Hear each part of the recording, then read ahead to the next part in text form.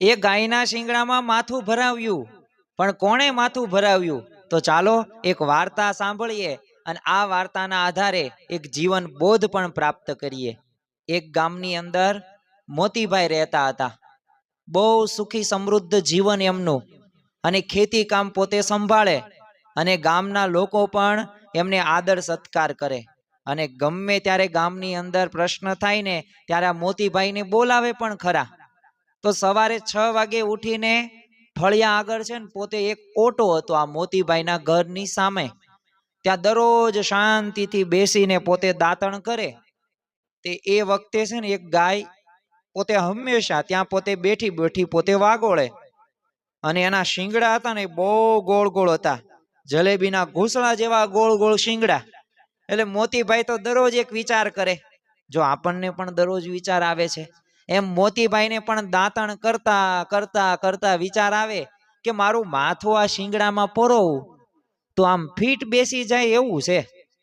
તે આવી રીતના દરરોજ વિચાર કરે, તે આજ પરોવું કાલ પરોવું, આજ પરોવું કાલ પરોવું, એમ કરતા કરતા તો 6 મહિના પસાર થઈ ગયા.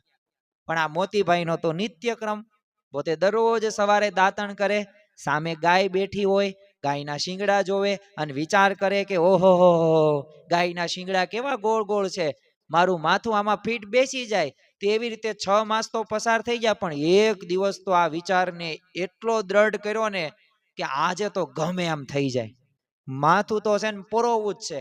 અને પછી તો દાંતણ કરી રહ્યા હતા, ત્યાં તે પોતે ઊભા થયા અને એવા આત્મવિશ્વાસ સાથે ગાય પાસે જાય છે. ગાય તો પોતે વાગોળતી હતી બેઠી બેઠી.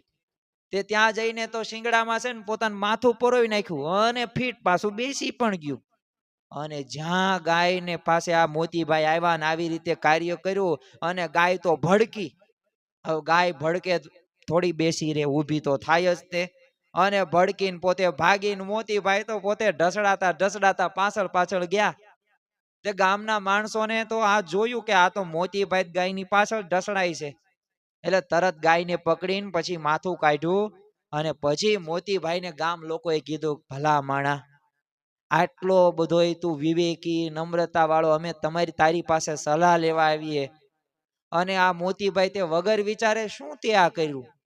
તે મોતીભાઈ કે અલા ભલા માણસો, તમે મને સલાહ સૂચન ન આપો, મેં 6 માસ સુધી મેં આનો વિચાર કર્યો છે અને પછી મેં માથું છે ને અહીંયા પોરવ્યું છે અને મારું બેટું ફીટ બેસી પણ ગયું, પણ આ ગાય ભડકી એમાં હું શું કરું? અને મોતીભાઈના ત્યાં તો હાથ પગ તો ભાંગી ગયા હતા અને ખોખરા જેવા થઈ ગયા. 2 માસે માન મોતીભાઈ સાજા થયા. તો જો આ તો એક દ્રષ્ટાંત છે, આ તો એક વાર્તા છે, આ તો એક પ્રસંગ છે, પણ સિદ્ધાંત બહુ અગત્યનો છે. જો મોતીભાઈએ 6 માસ વિચાર કરીને માથું પોરવ્યું અને માથું ભાંગ્યું. એમ વિચારના 2 પ્રકાર છે, સવળો વિચાર ને અવળો વિચાર. જો તમે સવળા વિચારો કરો તો સુખી થાવ, અને જો અવળા વિચારો કરો તો દુખી થાવ. ઘરની અંદર જો તમારે શાંતિ રાખવી હોય તો સવળા વિચાર કરો, અને જો તમારે ઘરની અંદર કુશાંતિ રાખવી છે અથવા તો કુસંગ તમારે ભેળવવો છે તો પછી મંથરા જેમ કરો, અવળા વિચારો. તો આપણે વિચાર કરવાનો છે કે આપણે સવળા વિચાર કરવા છે કે અવળા વિચાર કરવા છે. તો જો આપણે તો મોક્ષ મેળવવા માટે શું કરવાનું છે? હંમેશા સવળા વિચાર કરવાના છે. અને જો સવળા વિચારો કરીશું તો કોઈ દિવસ તે સિદ્ધ પણ થઈ જાય છે. જો આ વાર્તા તમને ગમી હોય ને તો દિલમાં યાદ પણ રાખજો, સાથે સાથે બીજા લોકોને પણ અવશ્ય મોકલજો.